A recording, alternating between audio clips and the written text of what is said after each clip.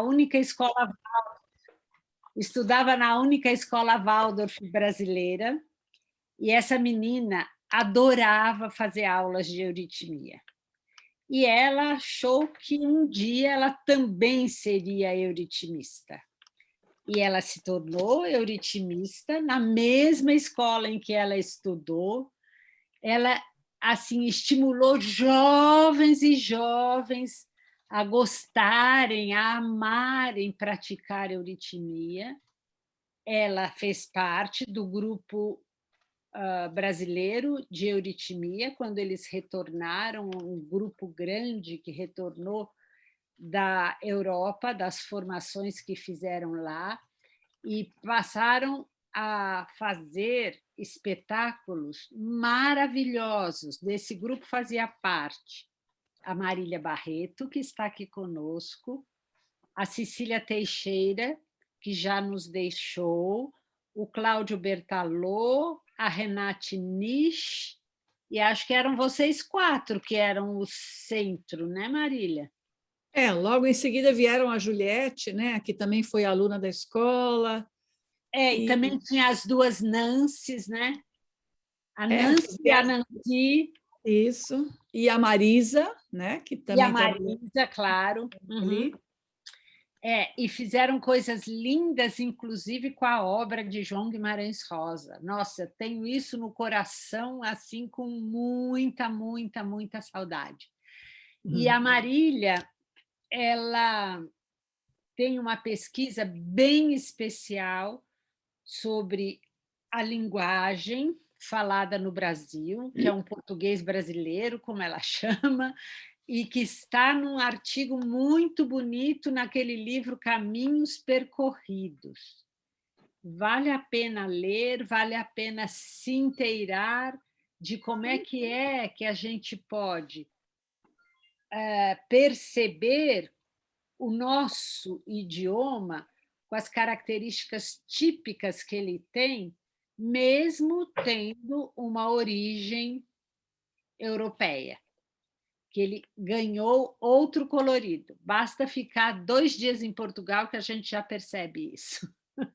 Mas, então, eu gostaria de agradecer muito a Marília, não vou tomar mais o tempo dela, e, por favor, aproveitem e façam perguntas, porque ela é uma pesquisadora e uma sábia menina.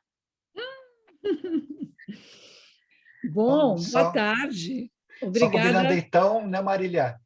Pessoal, vocês vão colocando as perguntas no chat, eu vou olhando, e no final ela responde tudo que vocês quiserem. Tudo que eu souber, e se der tempo. Depende do tempo. Tá? Nós estamos começando com algum atraso também, vamos ver o que dá, né? Então, boa tarde, muito prazer. Eu fico sempre muito feliz em perceber que a pedagogia Waldorf cresce nesse mundo, cresce nesse nosso Brasil. E quando eu vejo muitas caras novas, desconhecidas para mim, eu acho mais bacana ainda. Não que eu não goste dos meus velhos conhecidos, mas eu fico animada com esse movimento percorrendo e adentrando este país enorme nosso, e porque eu sou apaixonada por essa pedagogia. Eu fui, como a Luísa disse, aluna lá e professora na Escola Rudolf Steiner por 20 anos, e depois, tempos depois, no Colégio Micael por mais quase 5 anos. Então, eu sou muito apaixonada mesmo pela educação. A Luísa me chamou para fazer uma palestra sobre a arte de educar. E então, eu vim pensando em falar sobre isso com vocês, e ter uma conversa, não quero nem fazer uma palestra, quero mais fazer como eu fiz no meu artigo se chama, até puxei ele aqui para ver, Breve Pintura Fenomenológica sobre o Idioma Falado no Brasil. Esse artigo a que a Luísa se referiu. E eu quero hoje também fazer uma breve pintura, quiçá fenomenológica, das minhas ideias sobre a arte de educar, ou uma arte de educar. E não propriamente sobre a língua. Vocês podem fazer alguma pergunta, eventualmente, sobre a língua. Luísa, eu não achei que eu ia ter que falar disso aqui, porque esse artigo está publicado. Claro que não. Isso é só para divulgar que eles podem ler. Não, tudo bem. Mesmo porque eu dei uma palestra sobre a fala e a língua do Brasil na Federação, na Escola do Bem, na Berta e Emil Monte. Isso está lá no site dele, se alguém quiser ver. Eu e a Juliette fizemos lá uma parceria. Foi muito gostoso falar sobre praticamente todo aquele assunto da palestra. Então, hoje eu queria falar com vocês sobre questões que me tocam muito no tocante à arte de educar. E eu fiquei me perguntando, né, por que a gente se coloca essa pergunta hoje? Se todos nós somos professores Waldorf, para nós é óbvio que a pedagogia Waldorf é uma arte de educar, por que falar nisso de novo, e de novo, e de novo, meu Deus, né? Vamos falar de outra coisa da pedagogia? Mas eu acho que esse tema está presente quando a Luísa me convida, porque ele está presente entre todo mundo que faz pedagogia Waldorf hoje, e que isso significa que ele ainda é um tema para nós. Será que nós entendemos o que é essa arte de educar? E qual é o papel da arte na educação? Por que falar disso hoje, né? E eu acho que é porque nós percebemos que sempre há mais a aprender e que nós sempre estamos, no fundo, ainda aquém da tarefa que nós nos colocamos. Sempre há aquilo que a gente ainda não domina. A gente admira, a gente aprecia, mas a gente percebe, puxa, não estou lá ainda. E isso, meus queridos, dura a vida inteira, porque eu estou já com essa carreira de pedagoga, né, por trás assim, da minha biografia, porque agora eu estou só fazendo arte, estou pintando set, mas são 25 anos aí de escola e, mesmo assim, cada vez que eu ouço uma palestra ou vou a um congresso de educação, algum tema ligado à educação, eu percebo, meu Deus, isso aqui é um campo infinito, como há tanto ainda a se aprender, especialmente no que toca a fazermos uma arte da educação. E eu sou artista, me tornei artista, mas mesmo assim ainda há tanto que aprender. E eu acho que a gente vive, esse tema é tão candente porque nós estamos vivendo um tempo tão duro e difícil da sociedade, da história contemporânea, né? Em que está tudo tão volátil, tão fragmentado, tão superficial, tão nervoso e astral, né? Tão transitório, as mudanças são tão vertiginosas. Como é que nós vamos criar um lastro para as nossas crianças? Será que cabe ainda criar um lastro? E qual seria este? Né? O que vai nos dar sustentação para isto? O que ensinar? Será que o nosso currículo ainda é atual? Do jeito que essa tecnologia avança, do jeito que o mundo mudou tanto, né? E nós que estamos abrindo o conhecimento para tantas facetas da cultura, da civilização e da contemporaneidade, que às vezes nos perguntamos, por que eu tenho que aprender aquilo tudo lá do passado ainda? Faz algum sentido? E ficamos inseguros, às vezes, e somos também metralhados pela sociedade contemporânea que exige de nós. Por que vocês não fazem isso? Por que vocês não falam aqui? Por que não ensina computação para criança pequena? Entre muitos outros temas, né, que invadem aquela pele linda que nós temos da pedagogia Waldorf. Quando a gente estuda, parece tudo tão lindo, e depois vamos ver que somos toda hora atacados para fazer outras coisas, ou para incluir outras coisas no nosso currículo e na nossa maneira de educar, e até na nossa maneira de falar a nossa própria língua, inclusive. Então, vocês sabem do que eu estou falando, nós estamos constantemente sendo solicitados. E eu estive num congresso de jovens, a Luísa não mencionou muito, ela mencionou um pouquinho, ao falar de mim, que eu fiz projetos na escola, né, que eu ensinei os jovens a gostar de euritmia. Eu fiz vários projetos de juventude mesmo, criei um projeto na escola Rudolf Steiner chamado Terra Brasilis e Euritmia, com o qual eu fui com alunos de 11º ano, 12º ano, durante 5 anos consecutivos para diferentes congressos pedagógicos ou congressos de jovens no Goetheanum, nos Estados Unidos, na Alemanha, várias coisas desse tipo. E depois criei, a partir desse, um grupo chamado Terra Nova e Euritmia, que talvez alguns tenham ouvido falar também, um projeto pós-curricular, pós-escolar para jovens, de preparo deles para o mundo, e com esse projeto também eu fiz outras 4 turnês internacionais, e por isso eu estive várias vezes em congressos internacionais para jovens lá. E num desses eu estive lá no Goetheanum, em que foi chamado como palestrante o Götz Werner. para falar para os jovens de 12º ano. Götz Werner é um grande empresário alemão, criou uma empresa que lá se chama drogaria. Drogaria na Alemanha é um conceito amplo para uma loja de várias coisas bacanas, desde comida, cosméticos, roupa de cama, roupa para bebê, assim, uma coisa grande. E esse Götz Werner fez um sucesso enorme, fez fortuna. Essa rede comercial dessa drogaria chama-se DM Drogeriemarkt, existe pela Alemanha inteira, e quando houve aí crise econômica de 2008, por aí, até 2010, estava a Europa, muitas coisas em crise, até na Alemanha, muitas lojas fechando. A dele não fechou, tinha um sucesso enorme. Então, ele era um empresário, é um empresário de renome, muito reconhecido, muito respeitado, e também no movimento Waldorf, porque ele é não só um grande empresário, bem-sucedido, como ele é pai Waldorf, avô Waldorf, e pratica a trimembração social dentro da sua empresa o máximo possível, inclui estudo, ensino de artes e experiências de teatro com os seus trabalhadores. É um trabalho incrível que eles fazem nessa DM, nessa drogaria. E o Götz Werner, então, foi como uma personalidade assim do mundo empresarial contemporâneo, aos jovens daquele ano, que não sei se foi 2012, não me lembro mais, dá uma palestra no Goetheanum nesse congresso. E ele fala, para minha total surpresa, assim, tudo que vocês estão aprendendo, tudo que vocês aprendem na escola Waldorf e tal, não vai valer para nada. Todos esses conteúdos que vocês aprendem, ele estava falando naturalmente com meninos de ensino médio, né? Não vão valer para absolutamente nada, porque daqui a um mês muita coisa estará mudada. Daqui a 2 anos mudou tudo completamente, né? Com essa entrada da internet, com essa velocidade vertiginosa dos acontecimentos e dos saberes, isso aqui não vai valer para nada.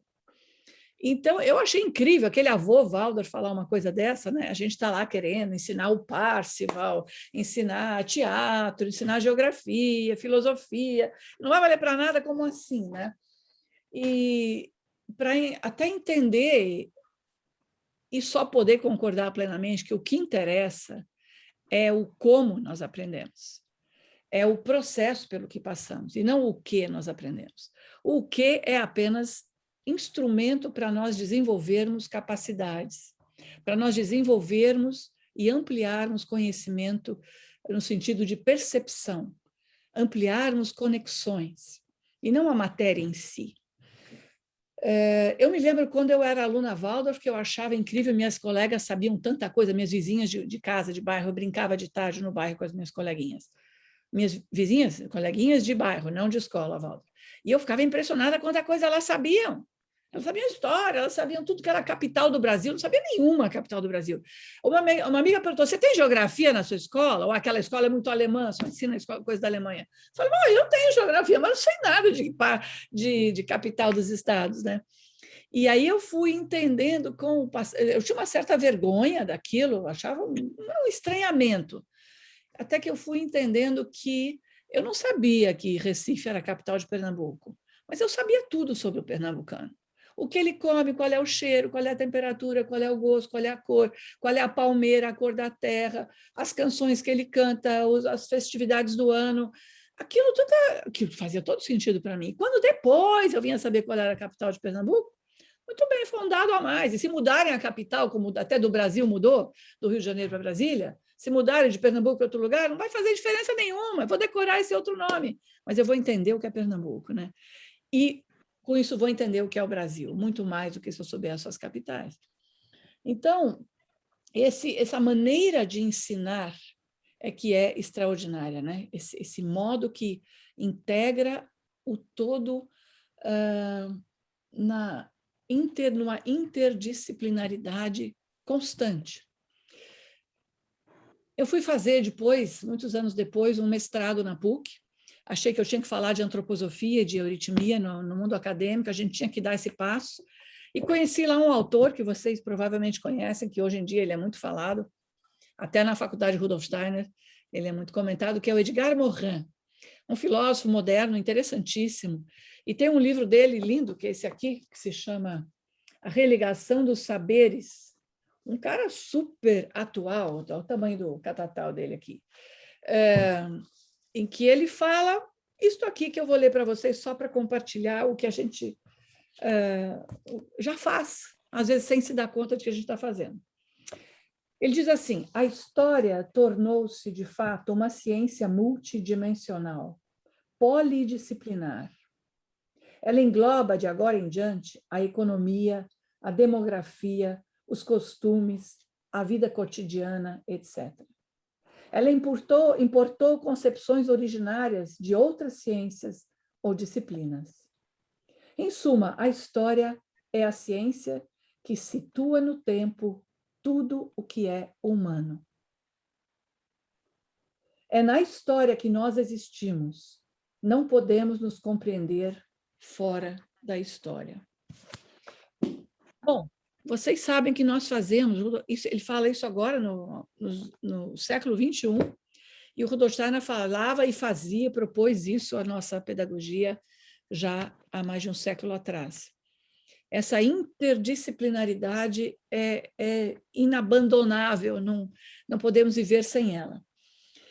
E quando eu me pergunto, às vezes, por que a gente faz pedagogia, Waldorf, o que a gente quer com isso? E eu me respondo, nós queremos oferecer às crianças um significado de um todo, uma totalidade coesa e meaningful, plena de significados.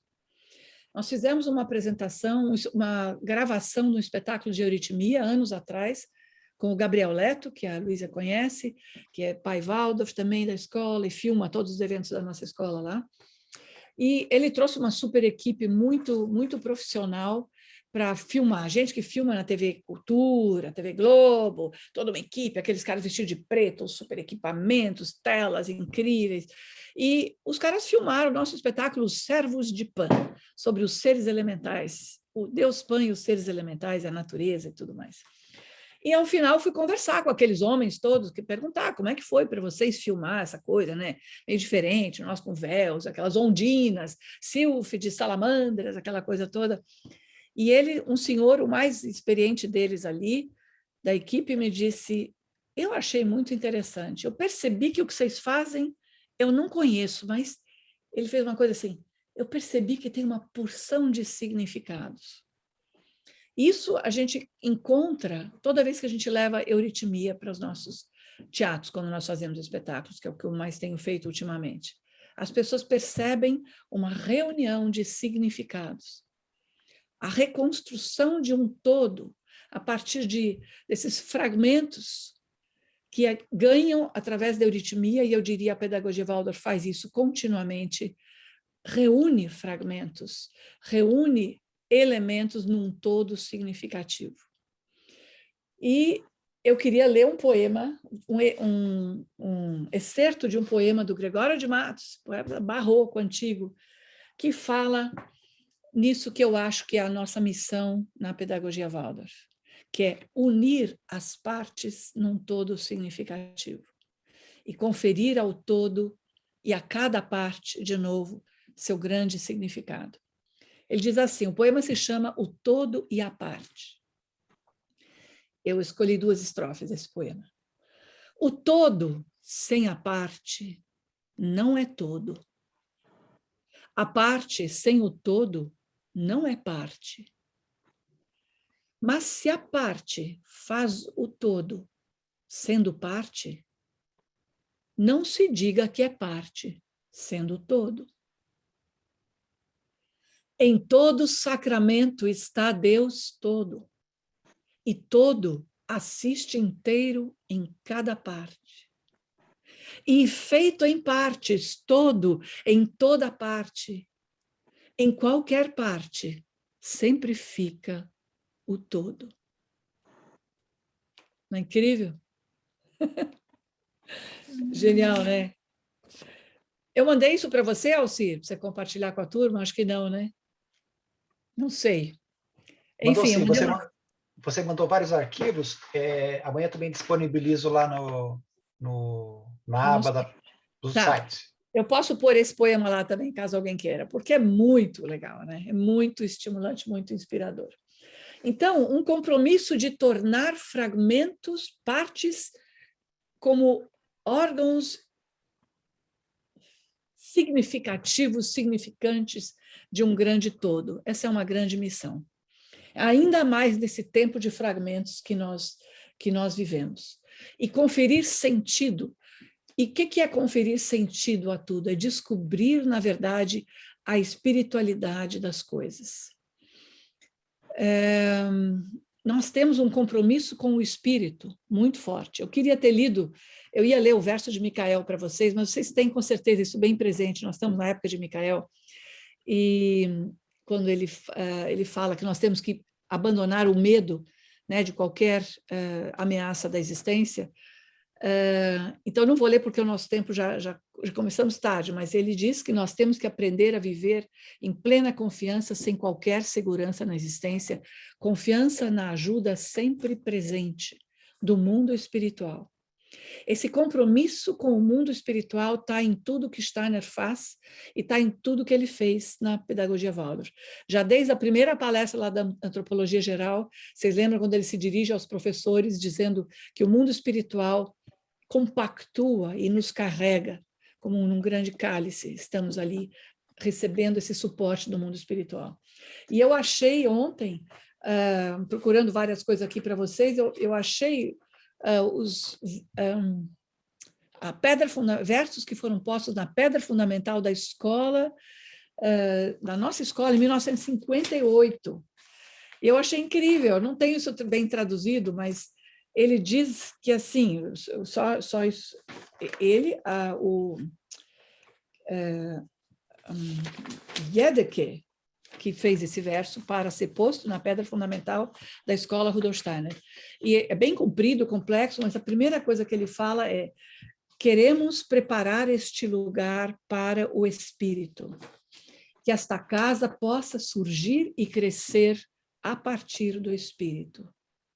Sabemos que só perdurará perante o julgamento do mundo espiritual e nas provações do tempo o que tiver superado nosso pensar e agir cotidianos.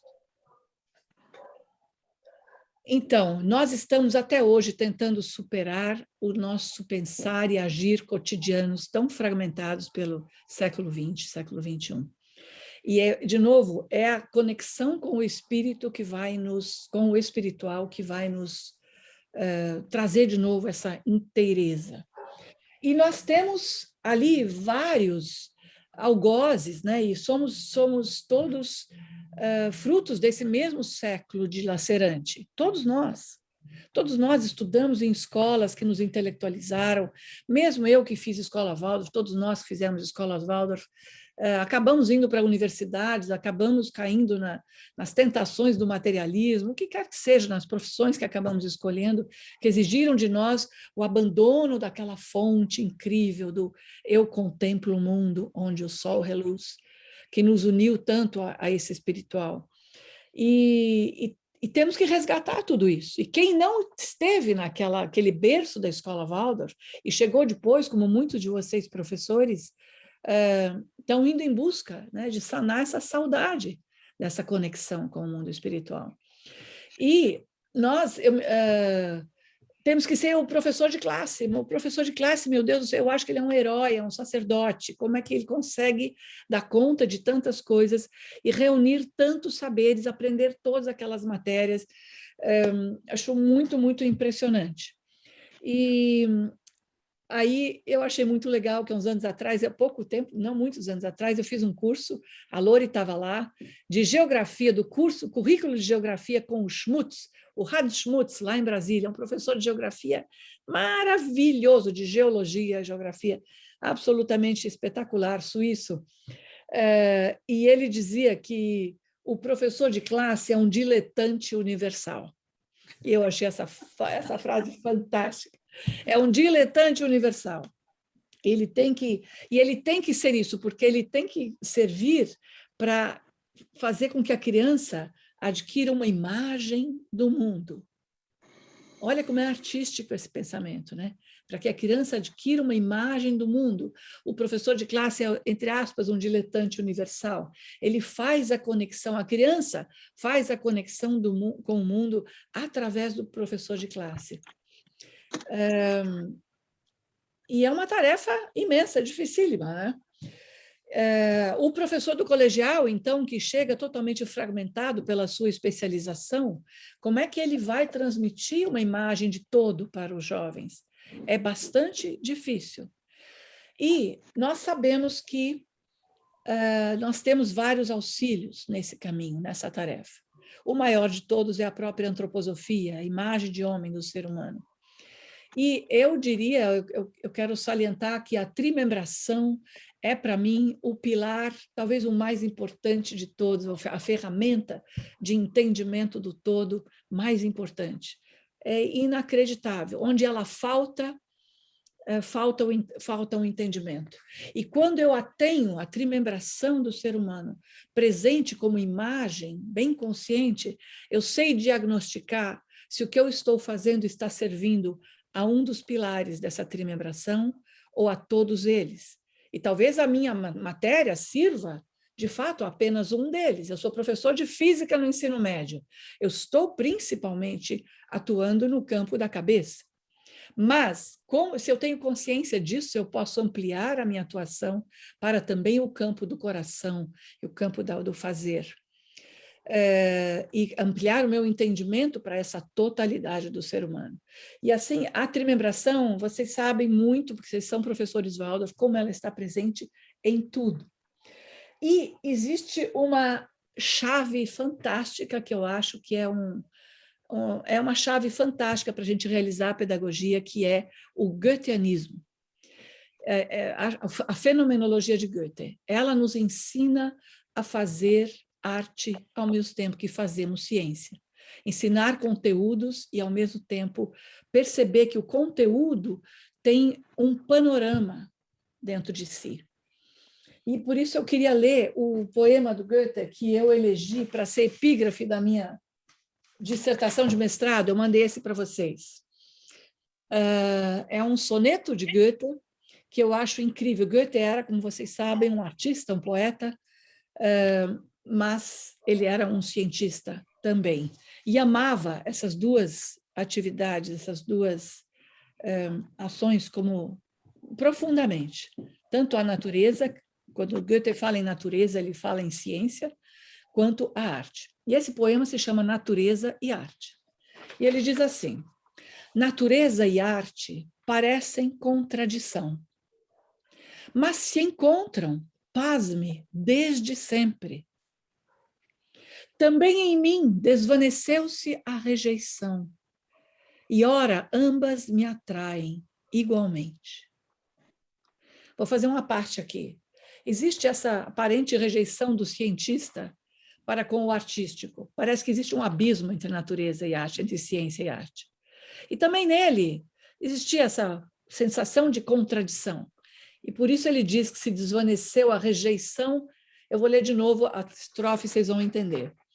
Natureza e arte parecem contradição, mas se encontram, pasme, desde sempre. Também em mim desvaneceu-se a rejeição, e ora ambas me atraem igualmente. Necessário é o esforço genuíno.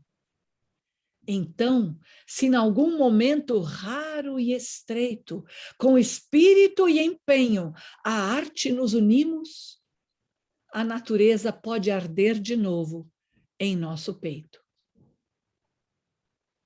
Assim se dá em todo o aprendizado.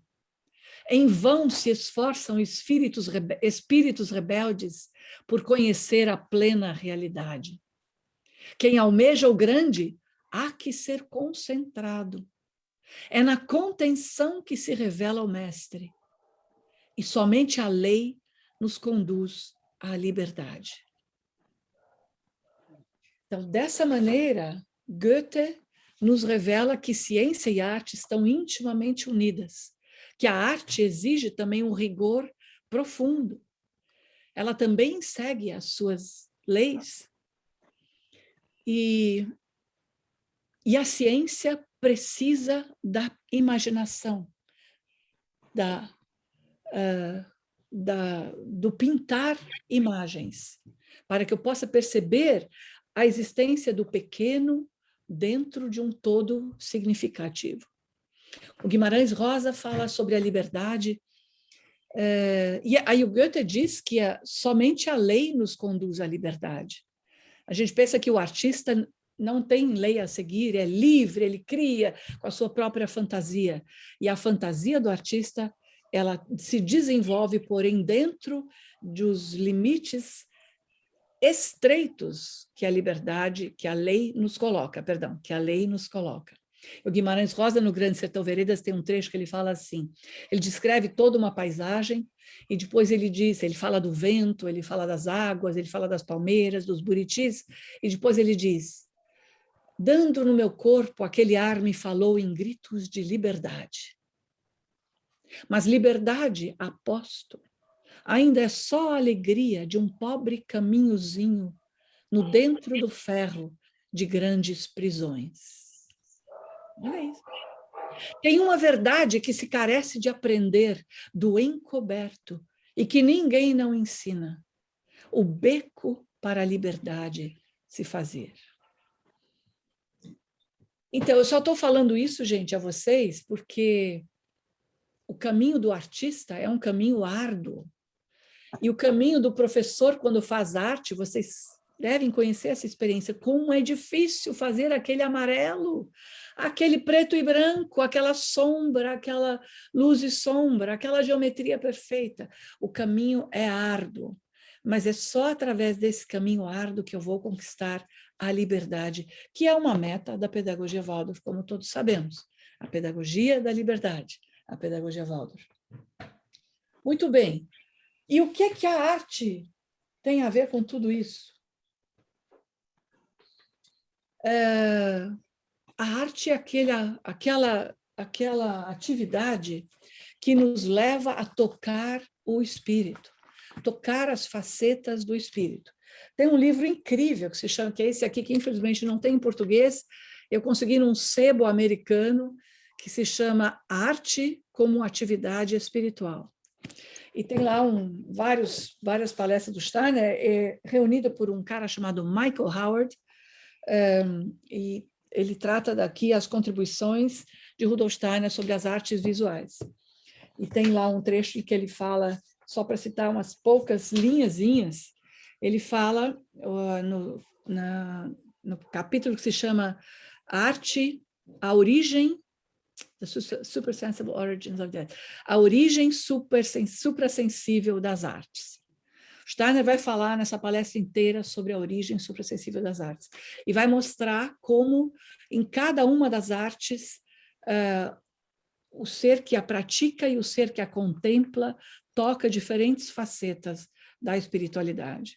E ao fazermos essas artes com as nossas crianças, estamos exercitando este tocar, esse transgredir o limite, esse transcender o limiar para o mundo espiritual. Ele começa esse capítulo com essa frasezinha linda aqui. Para atender às exigências da evolução, a espécie humana precisa alcançar uma expansão da consciência em relação a todos os domínios da vida. E eu acho isso tão bacana, e acho que isso são chaves para nós, que vivemos nesse tempo tão fragmentado, e com exigências tão dramáticas para nós, professores. Eu sinto que nós temos que começar a pintar cada vez mais as totalidades. Temos que sempre voltar para aquela visão de águia. Eu tenho um diretor de teatro que dirige os meus espetáculos, que é o Dino Bernardi, e ele sempre diz, agora a visão da águia. Você está imerso num aspecto, numa faceta, mas você pode se alçar à visão da águia e ver o todo. E dentro do todo, aquele pequeno, a parte ganha o seu significado, como diz o poema do Gregório de Matos. E eu gosto sempre dessa pintura maravilhosa da história, né? Nós vimos que o Edgar Morin falou que nós só entendemos o nosso significado no contexto da história como um todo. E eu acho que o Steiner faz isso de uma maneira extremamente artística. Quando ele nos ajuda a entender, deixa eu ver, eu fiz até um desenho, se nós olhamos para essa pintura da história como um todo, da ampla história da humanidade, aquilo que pontualmente hoje vivemos aqui, no dia de hoje, no nosso Brasil agora, ganha um significado muito amplo. E eu recomendo a todos os professores sempre, que a gente sempre aprenda a fazer esse voo da águia e olhar para esse todo novamente. Nós saímos da Atlântida, vou fazer um desenho bem, uma pintura, como é que eu falo? Uma breve pintura fenomenológica. Saindo da Atlântida, façam esse desenho para vocês. O caminho é que eu não posso desenhar para vocês numa parede, assim, mas façam na sua imaginação. E a civilização humana começa na velha Índia. E ali ela tem um começo, um florescer, e um esmorecer, e um fenecer. E o tempo passa, milênios, e ela brota na antiga Pérsia, para sermos bem sucintos. E de novo tem um nascer, um florescer e um fenecer.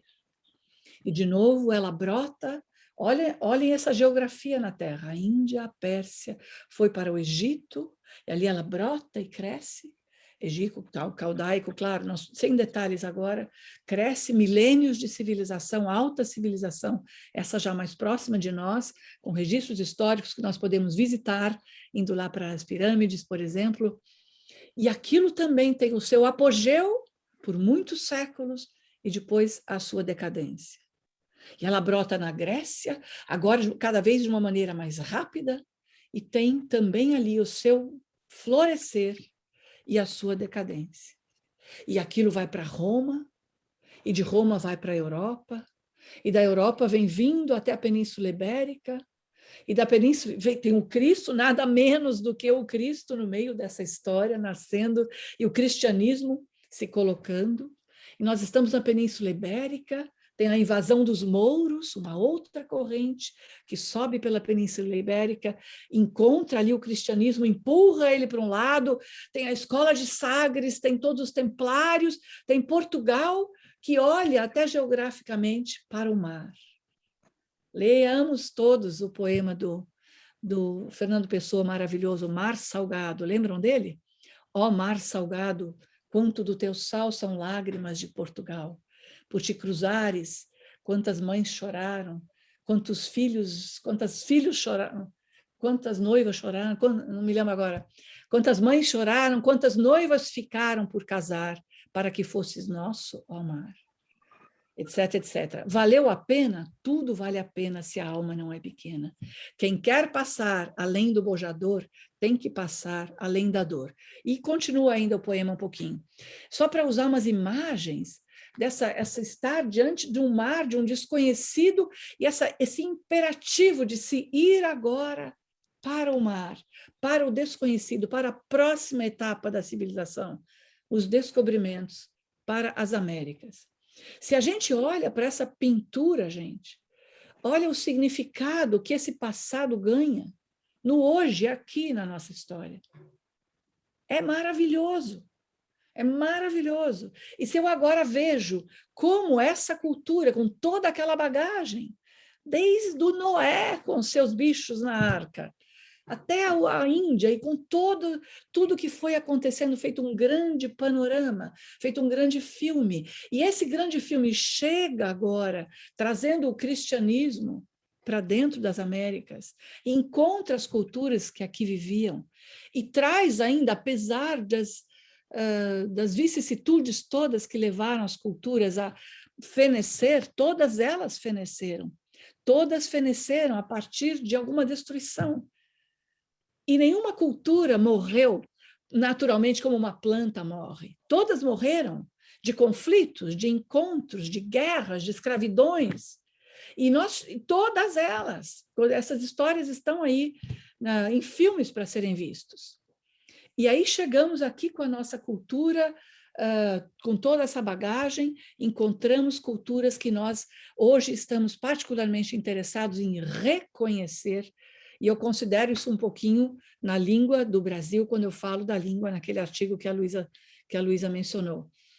Se eu tiver esse panorama dentro da minha alma, eu vou ter uma conciliação, uma reconciliação com todas as dores, com todas as conquistas, vou ter uma alegria por todas as vitórias, vou ter um entendimento profundo de todas as dores, e vou criar com isto o meu grande tapete da história da humanidade, dentro do qual está inserido o meu aluno do 4º ano, para quem hoje Steiner me ensinou que eu devo ensinar mitologia nórdica.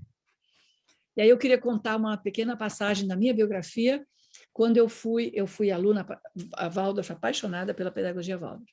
Quando eu estudei euritmia e me preparei para ser professora Waldorf de euritmia, eu me preparei com uma professora de euritmia chamada Renate Munk, a Frau Munk, é uma das deusas da minha vida, além da Frau Stecklich, que foi a minha professora de euritmia, e o Herr Ulrich, que foi o meu mestre, fundador da Escola Waldorf no Brasil, são assim ícones na minha vida, grandes personalidades marcantes para a minha biografia.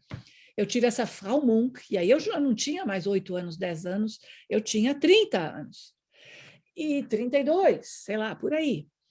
E aprendi o currículo de euritmia da Escola Waldorf com uma paixão. Eu me senti indo para a escola, eu me sentia uma criança indo para o jardim de infância, indo para o 2º ano, saltitando no pátio da escola, aprendendo a cantar os versinhos. Foi assim, foi um deslumbramento reperceber novamente aquele currículo, essa obra de arte que é o currículo Waldorf. E ela ensinou, por exemplo, que eu tinha que fazer mitologia nórdica no 4º ano. Eu adorei, fiz lá tudo em alemão, né? Fiz os vikings, fiz os deuses, tudo aquilo que acontece na mitologia nórdica, e depois os heróis. Que coisa maravilhosa, tudo aquilo. E pensei, bom, agora eu vou para o Brasil, o que eu vou fazer com isso no Brasil? Nem eu sei quem são os vikings direito, eu vou ensinar isso para as minhas crianças. Meu Deus do céu.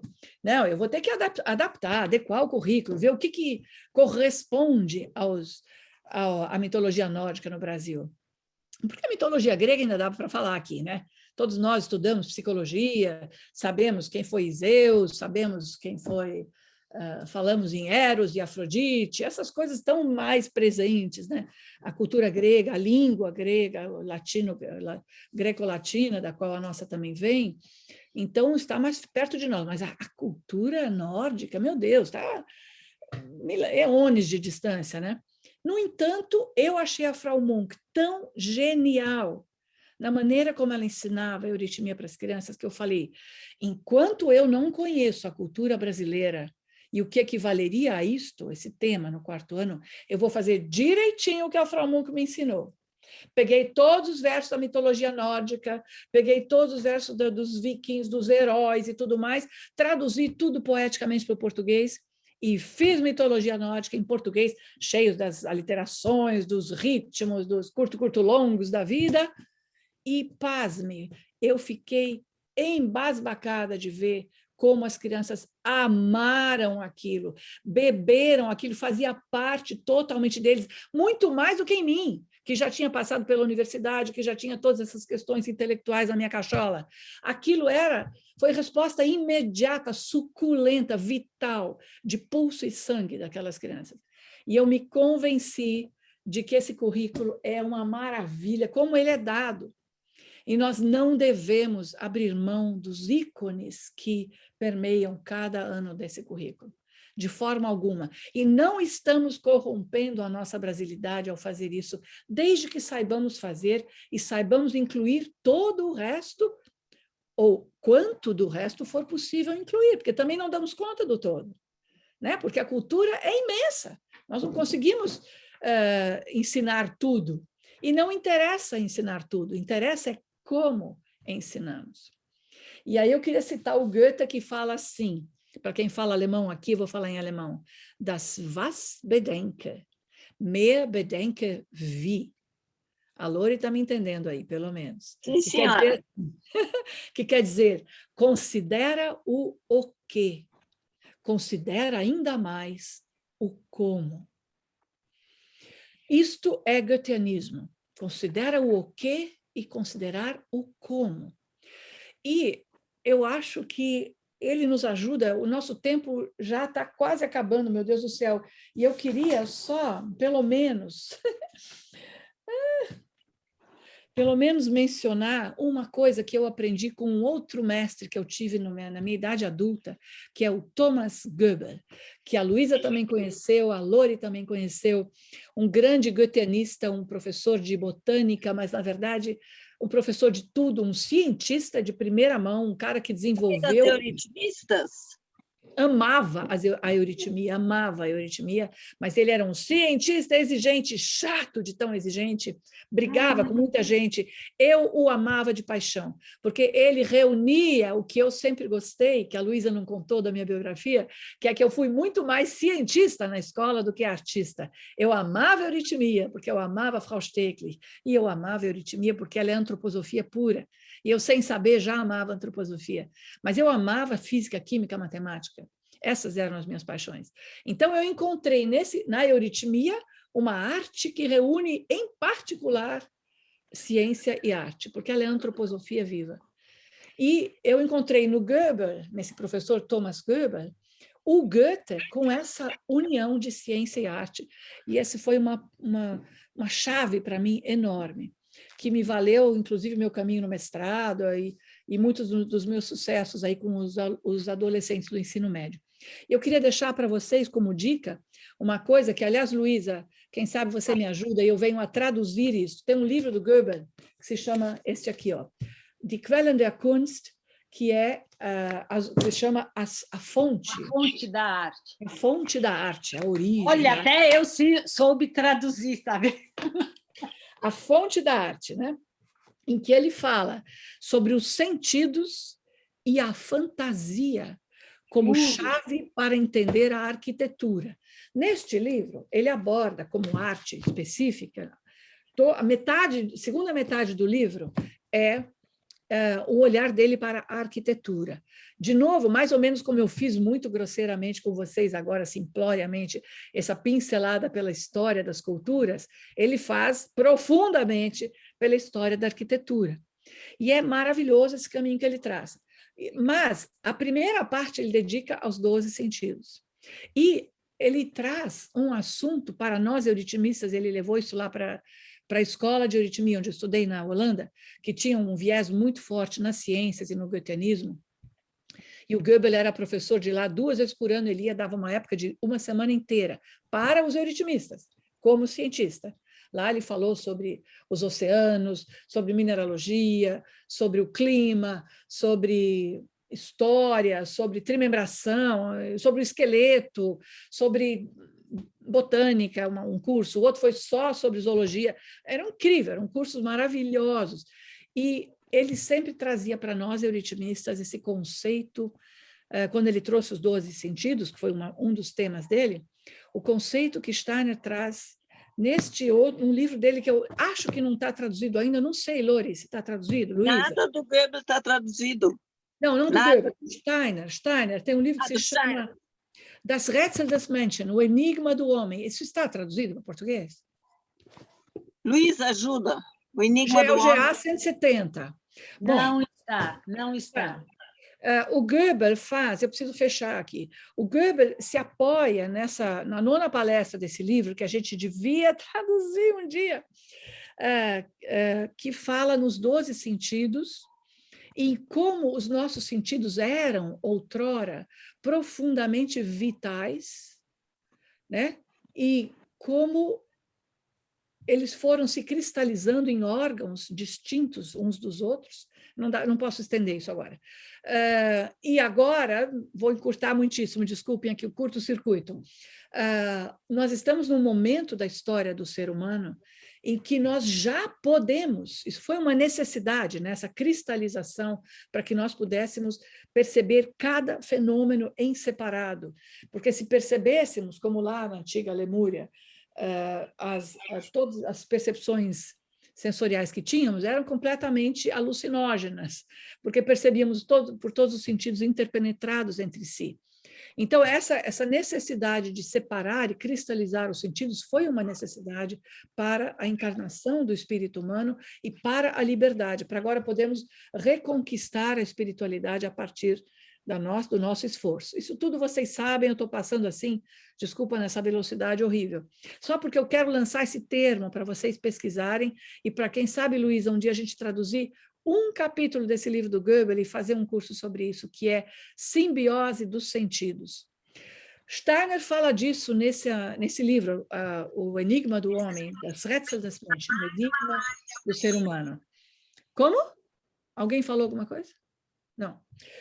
O Steiner fala nessa reintegração que nós estamos num momento hoje onde os nossos sentidos, que são meramente físicos, estão já aptos a se tornar vitais, mais ou menos vitais, a ascender do corpo físico para dentro do corpo etérico. E por isso eu sou capaz de perceber um fenômeno através de vários sentidos concomitantemente. Como eu era capaz de perceber outrora, mas eu fazia aquilo com consciência onírica, e hoje faço isso com a consciência presente. E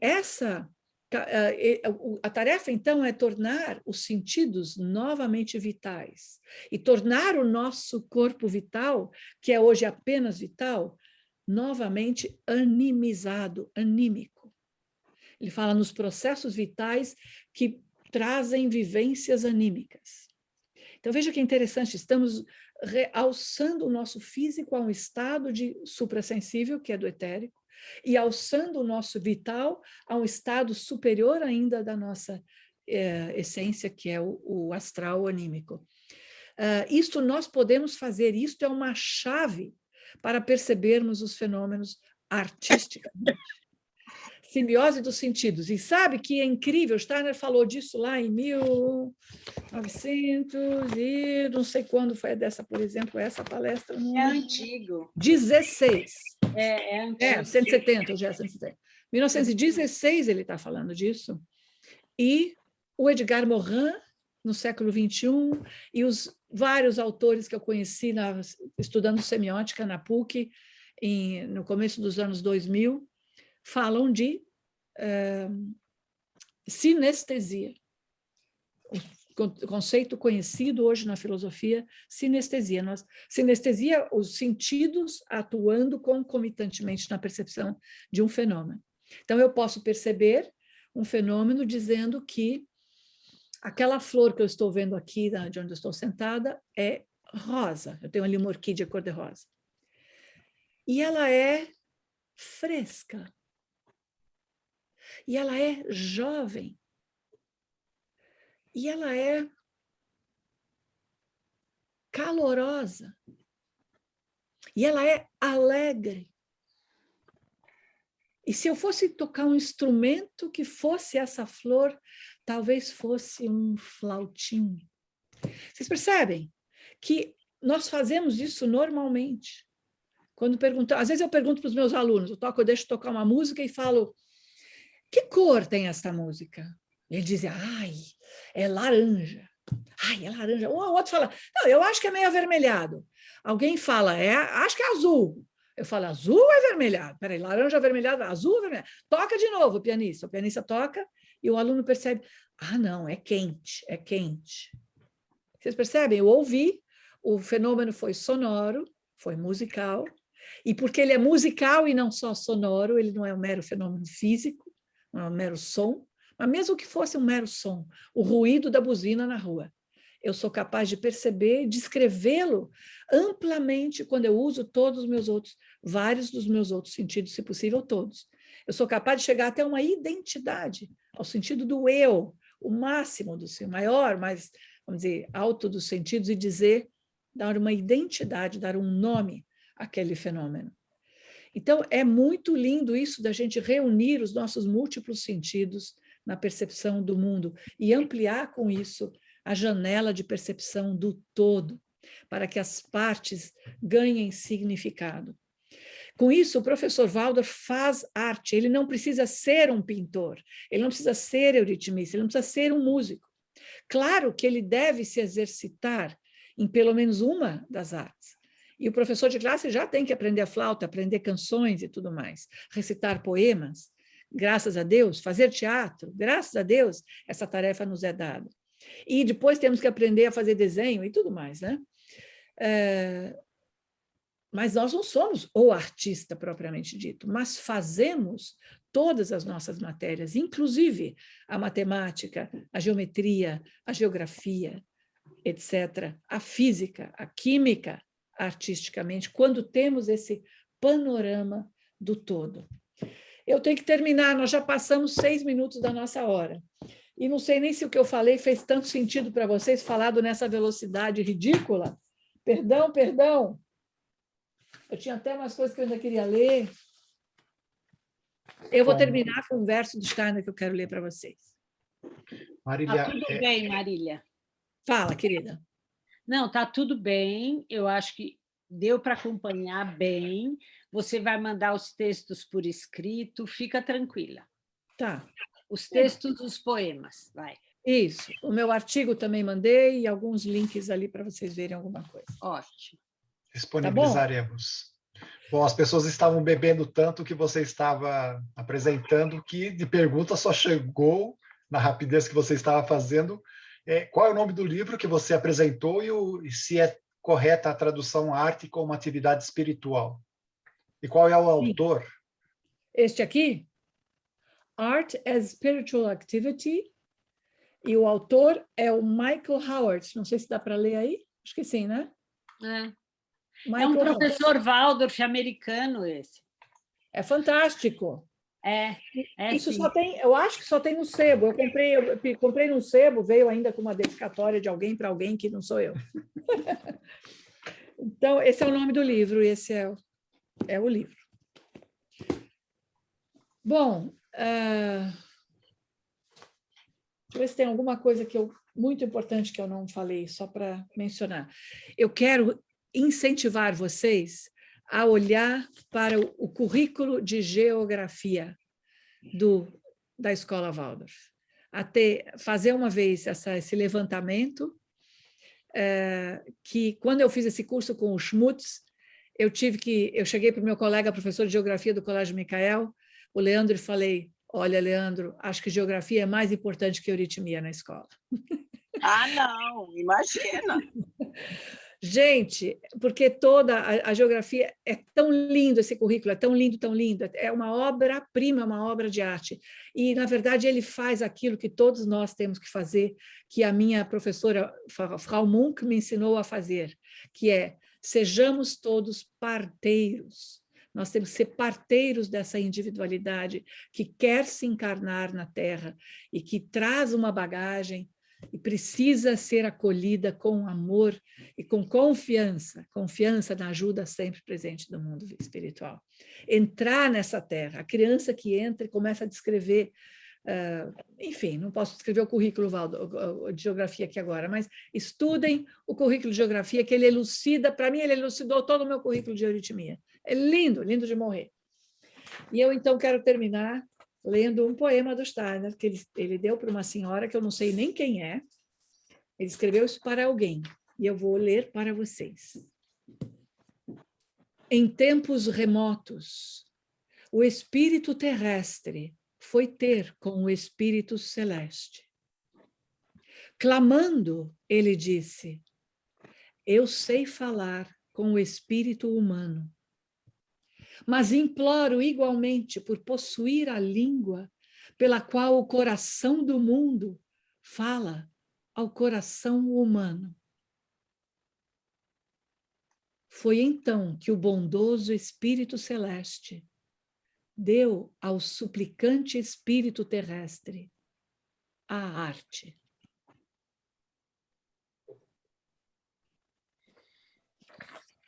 Esse eu mandei para vocês. Esse é maravilhoso, Marília. Muito obrigada. Bom, queridos, terminamos, né? 10 minutos já passados. Muito obrigada, Marília. Foi incrível. Uma pincelada rápida, né? A Ângela queria falar alguma coisa? Quem é a Ângela? Não, Não, eu só aplaudi, só aplaudi. Ah, tá bom. Desculpa, Tá bom. Alcir. Obrigada, senti. Marília. Imagina. Olha, eu convido vocês a ler o meu artigo, porque lá eu pude escrever, graças a Deus a Luísa deixou eu escrever quanto eu quisesse para publicar naquele livro, eu pude escrever mais extensamente, e eu acho que ficou bacaninha até o meu artigo, modéstia à parte. Ficou A Luísa muito gostou. bacana. E eu digo, eu quero estimulá-los a ler, não só porque a gente redescobre um Brasil, eu acho, e digo de passagem, gente, quem me ensinou a olhar para a paisagem e perceber a paisagem na língua foi o Goebbels, esse meu professor de goetheanismo. Mas o Steiner já falava, e eu menciono que Steiner fala sobre a presença da paisagem na língua nesse artigo. Uhum. É lindo, lindo o que ele fala. E o que ele fala do leite materno e do leite anímico da língua, leiam, eu acho que tem muita coisa bacana ali. Eu incentivo vocês a ler o meu próprio artigo, olha que falsa modéstia, né? Só porque ali eu consegui fazer melhor esse panorama do que eu consegui fazer nessa rapidez aqui, nessa coisa de internet e tal. Tá? Pode ser que vocês possam apreciar melhor lá do que aqui. E muito obrigada pela... Eles são complementares, Marília. Porque lá você pegou bem a vertente da linguagem, aqui você falou mais aberto da arte. Acho ótimo, é bom ler mesmo, também concordo. Marília, tem um depoimento aqui que acho que vale muito a pena ler para todos. É da Cida Pagenotto. Marília, meu filho mais novo, se apaixonou totalmente pela geografia na escola Waldorf e se tornou professor desta matéria. Ele se envolveu pela maneira como você descreveu esta arte de educar e hoje os alunos dele também adoram as aulas. Agradeço, o encontro de hoje foi muito bonito. Vou ler seu artigo. Obrigada. Muito obrigada. Quem é essa pessoa? A Cida, dá um aceno aí para nós, Cida. Para eu saber quem é, porque tem muitas caras não conhecidas. Tem alguém aqui na segunda? Sou eu.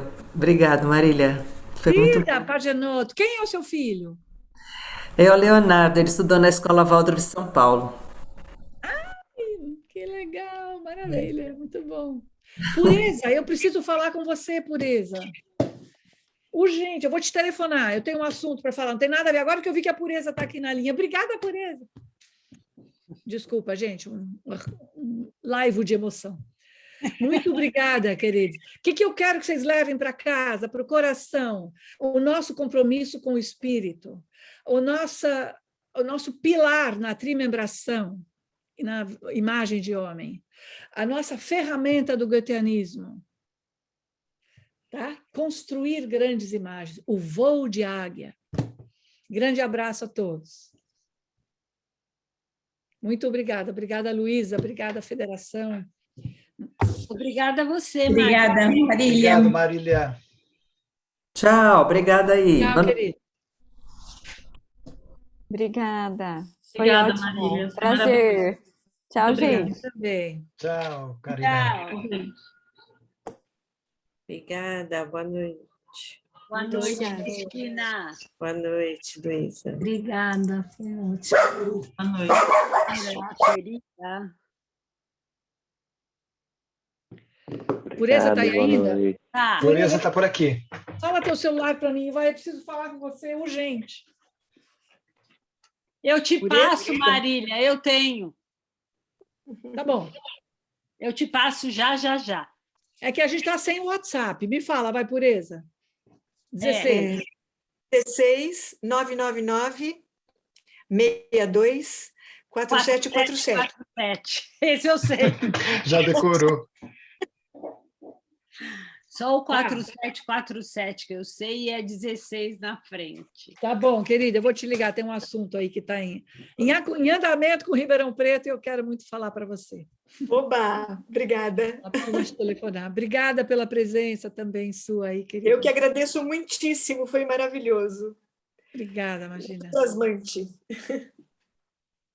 Tchau, obrigada. Tchau, querida. Ô, Xir, Sim. amanhã eu vou me atrasar, viu? Não vou estar Não tem problema. disponível às 10 horas. Vocês sempre me deixam esperando, amanhã vou ser eu que vou me atrasar. Mais do que justo. Tantas vezes a gente te enrolou. Agora, Então, eu aviso, assim que eu terminar, eu vou estar Tá bom. numa consulta online, mas que marcar com essa criatura demora anos, então eu não quero desmarcar, imagina, não tem problema não. tá bom? Quando Mas você eu voltar, aviso você me assim que avisa. eu terminar. Se tiver WhatsApp, Mas eu aviso por e-mail, tá bom, tá legal. Que eu vou ficar atento. tá bom? Obrigada, Mas gente. talvez o WhatsApp volte, é no mundo Volta, inteiro. volta gente. sim. Volta. Então, vou Tá, saindo. Marília, vamos resolver essa história da simbiose dos sentidos e vamos Vamos. traduzir, Marília. Vamos. E a gente pode juntar uma palestra do Steiner com uma do Thomas Geber, por que não? Com certeza. Essa palestra que ele fala dos sentidos e dessa mudança, né, de patamar dos sentidos, a nona palestra, é pilar para esse entendimento, é sensacional. Então, eu acho que isso é essencial, porque a gente está vivendo um tempo que os órgãos de sentido estão muito bombardeados, Marília. Tem que trazer Muito. uma nova aragem para isso. Exatamente. Temos que ampliar para o todo, tudo. Isso. A minha palestra de hoje, ó. Que ótimo, assim que é bom.